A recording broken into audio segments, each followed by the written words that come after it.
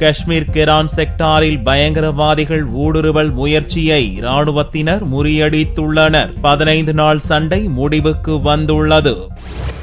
ஜம்மு காஷ்மீரின் கெரான் செக்டார் வழியாக செப்டம்பர் 24ஆம் தேதி அன்று 30 முதல் 40 பயங்கரவாதிகள் இந்திய எல்லைக்குள் ஊடுருவ முயன்றனர். அவர்களை இந்திய ராணுவத்தினர் துப்பாக்கியால் சுட்டு விரட்ட முயன்றனர். பயங்கரவாதிகள் இந்திய எல்லைக்குள் ஊடுருவ தொடர்ந்து முயன்றதால் கெரான் செக்டாரில் இருதரப்புக்கும் கடந்த சில நாட்களாக தொடர் சண்டை நீடித்தது. செவ்வாயன்று அதிகாலை 15வது நாளாக இருதரப்புக்கும் சண்டை நீடித்தது. அப்போது எஞ்சிய பயங்கரவாதிகள் விரட்டப்பட்டு விட்டதாகவும் இதன் மூலம் கெரான் செக்டாரில் ராணுவத்தின் தேடுதல் வேட்டை முடிவுக்கு வந்துள்ளதாகவும் வடக்கு பிராந்திய ராணுவ தலைமை அதிகாரி சஞ்சீவ் சச்சரா தெரிவித்தார்.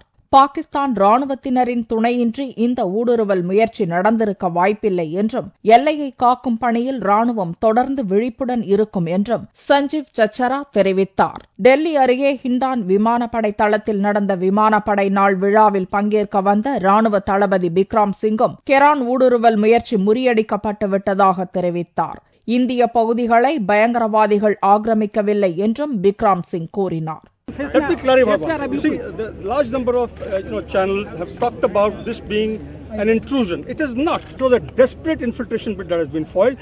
கெரான் செக்டாரில் ராணுவம் பயங்கரவாதிகளிடையே 2 வாரமாக நடந்த சண்டையில் பயங்கரவாதிகள் 7 பேர் கொல்லப்பட்டதாகவும் இந்திய ராணுவ வீரர்கள் 6 பேர் பலத்த காயமுற்றதாகவும் தளபதி பிக்ராம் சிங் கூறினார். பயங்கரவாதிகளின் உடல்கள் குறித்து மீடியாக்கள் கேள்விகளை எழுப்பிய போது சடலங்களை பாகிஸ்தானிய எல்லைக்குள் பயங்கரவாதிகள் இழுத்துச் சென்றிருக்கலாம் அல்லது அடர்ந்த காட்டுக்குள் புதைத்திருக்கலாம் என்று ராணுவ அதிகாரிகள் பதிலளித்தனர்.